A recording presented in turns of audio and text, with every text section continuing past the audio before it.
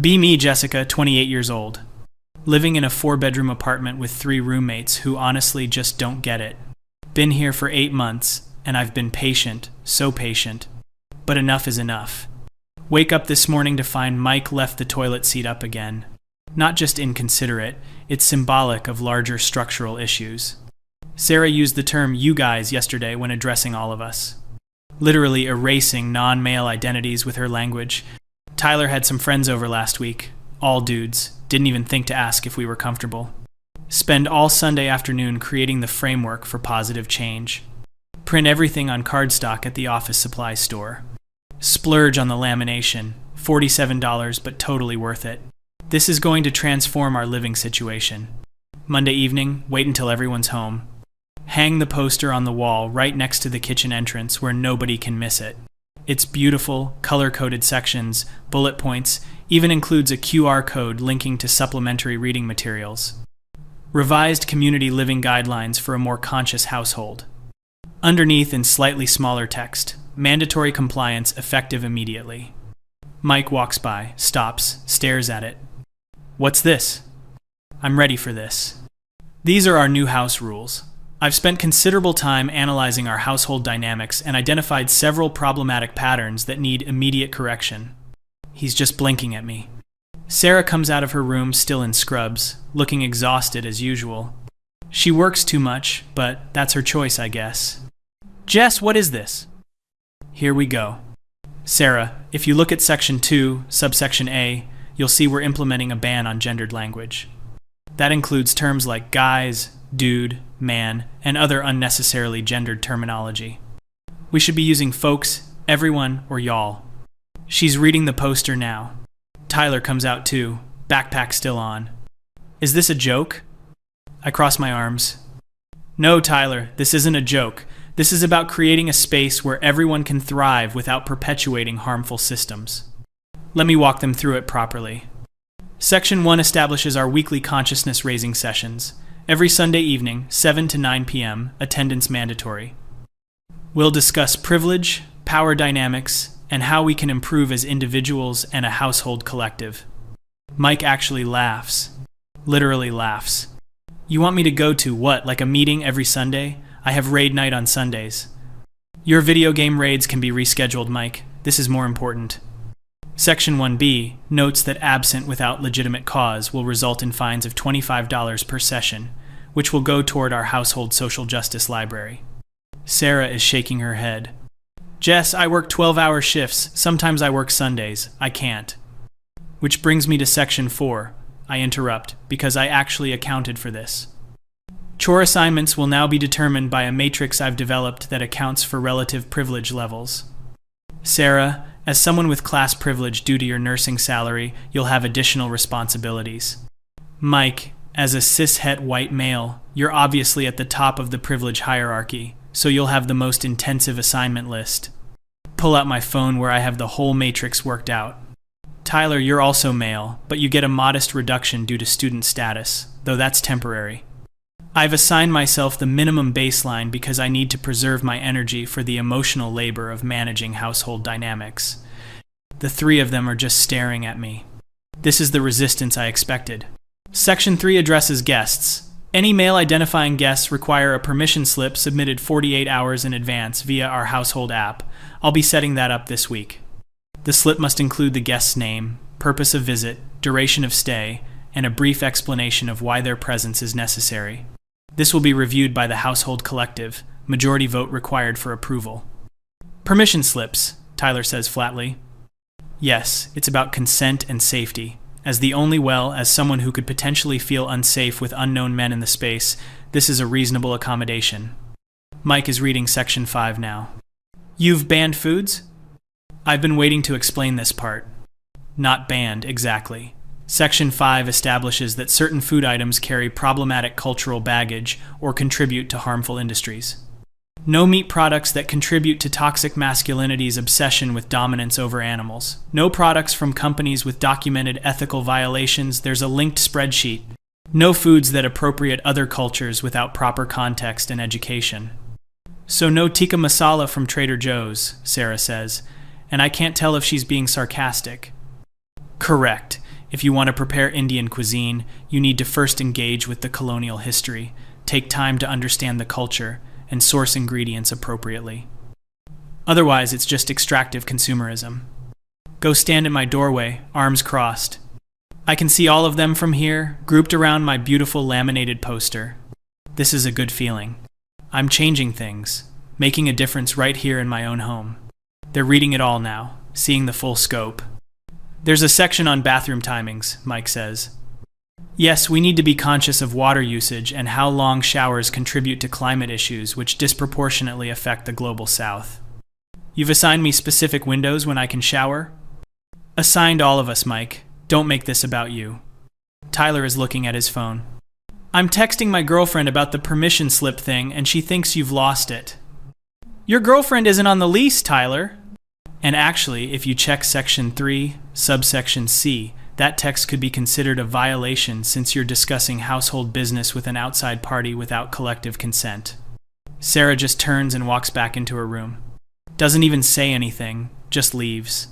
That's fine. She needs time to process. Mike goes to the kitchen. I hear him opening the fridge. Jessica, where's my salami? I composted it this morning. Section 5, subsection F. Processed meats are non-compliant. He appears in the kitchen doorway holding the empty package from the trash. You threw away my food?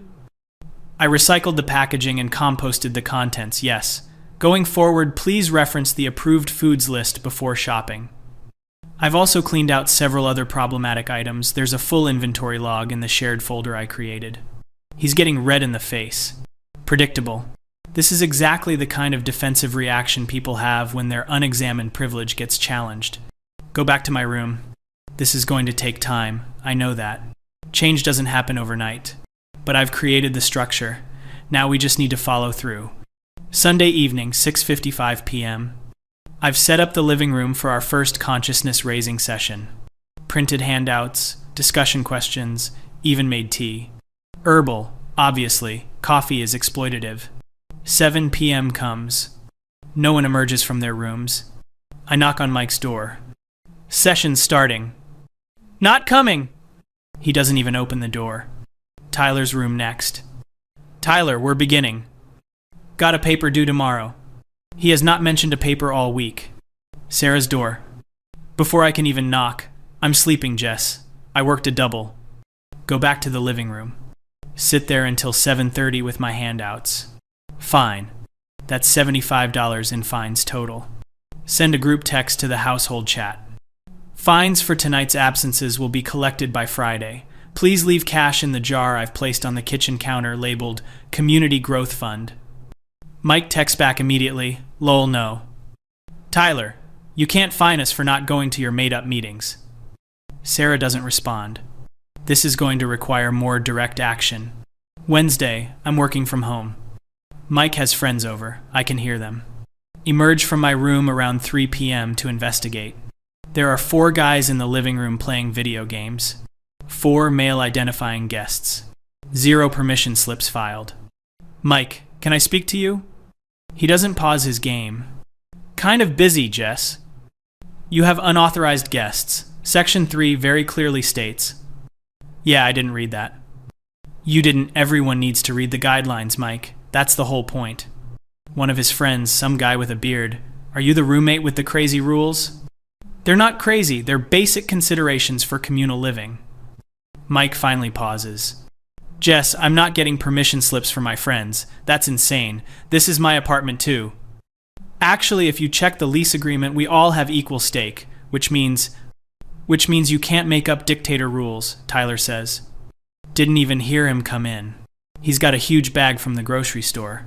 Starts unpacking it on the kitchen counter. Salami, ham, some kind of jerky, hot dogs. All prohibited items. Tyler, those are all non-compliant. Yeah, I'm aware. He's smiling. He's actually smiling while directly violating Section 5. Mike told me you composted his food, so I'm restocking. Also got some of that tikka masala you hate. This is deliberate provocation. This is incredibly disrespectful to the work I've put into. Hey Jess, Mike's friend with the beard again. Can you move? You're blocking the TV. I'm standing in the middle of the living room. This is my apartment too. But there are 4 of them and 1 of me. Go back to my room. I can hear them out there, laughing. Someone orders pizza. When the doorbell rings, I check the time. 6:47 p.m. No one consulted me about food delivery. Another violation. Text the household chat. Reminder that large food orders should be discussed collectively as per Section 5, subsection J. Also, Mike, your guests have now been here over 3 hours, which violates the maximum visit duration. Mike texts back, new phone who dis. Tyler sends a gif of someone laughing. Sarah, Jess, I'm trying to sleep before my night shift, please stop texting. This is absurd. They're acting like children. Friday evening. Come home from work.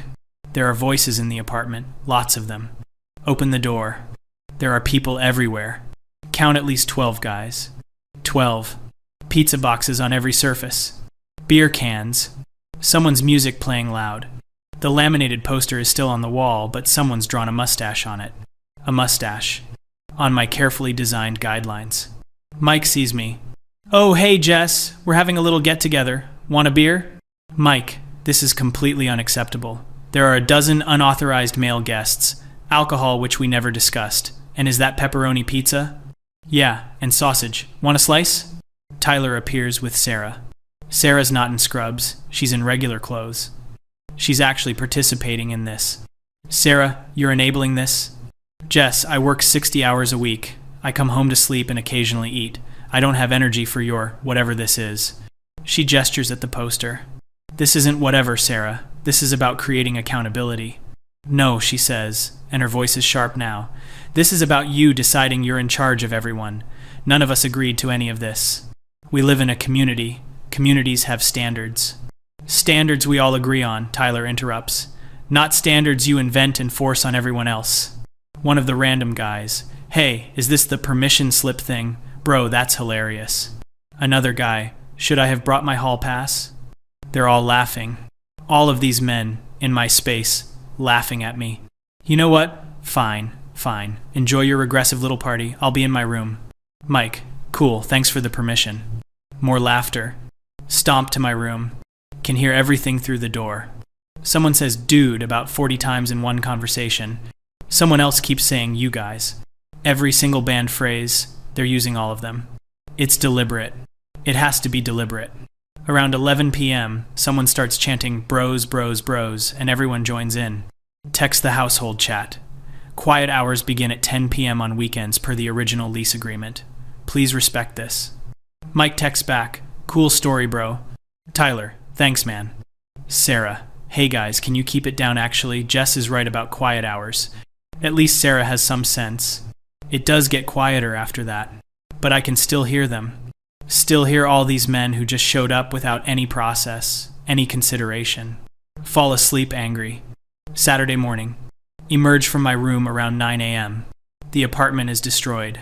Pizza boxes, beer cans, some kind of chip dust ground into the carpet. The kitchen is a disaster. And the poster. My beautiful laminated poster. Someone's added annotations in Sharpie. Next to mandatory attendance, lol nope. Next to the permission slip section, this is psycho behavior. Next to my name at the bottom, Jessica is not the boss of us. They vandalized it. Spend 20 minutes trying to get the Sharpie off. It's permanent marker on lamination. It won't come off. Mike emerges around 10:30. Oh man, sorry about the mess. We'll clean it up. You'll clean it up? Mike, this is completely unacceptable. Last night was a direct violation of multiple sections. Jess, he holds up his hand. We need to talk, all of us. If this is about the fines, I'm willing to waive them if everyone commits to actually reading. It's not about the fines. Meet in the living room in 20 minutes. Something about his tone. He's never used that tone before. 20 minutes later, all 4 of us in the living room. They're all on the couch. I'm in the chair across from them. This feels wrong. The positioning feels wrong. So, Sarah starts, we've been talking, all 3 of us, and we think this isn't working out. Wait, what? What isn't working out? The guidelines? Because I'm open to feedback, we can workshop. Not the guidelines, Jess, you, living here. The room goes very quiet. What? Tyler's looking uncomfortable, but he speaks up. You've made this place miserable. The rules, the fines, throwing away our food, policing our language, our friends. It's too much. I'm trying to make things better. I'm trying to create consciousness and accountability. You're trying to control everyone, Mike says. There's a difference. I'm not. This is about basic respect for Jess, Sarah again, and she sounds tired. I respect you. I respect your politics, your beliefs, whatever, but you can't force them on everyone else. You can't make up rules and expect us to follow them just because you decided they're important. We live together. We have to have shared values. We have shared values, Tyler says. Don't be a jerk. Clean up your messes. Pay rent on time. That's it. That's what we need. That's not enough. That doesn't address systems of power. It doesn't create growth. We don't want the growth you're selling, Mike says flatly. Silence. They're all looking at me. United front. They planned this. So what? You're just going to kick me out? You can't do that. I'm on the lease. We talked to the landlord, Sarah says quietly. Since we're all month to month now after the first year, we can vote to remove someone with majority agreement. It's in the lease terms. 3 votes beats 1. Feel like I've been punched. You already talked to the landlord? This morning, Mike confirms. You have 60 days to find a new place, Tyler adds. We're not trying to leave you homeless or anything, but you need to go. Look at each of them. Sarah won't meet my eyes. Tyler looks uncomfortable. Mike just looks tired. This is because you don't want to examine your privilege. You're just comfortable with the status quo and anyone who challenges it.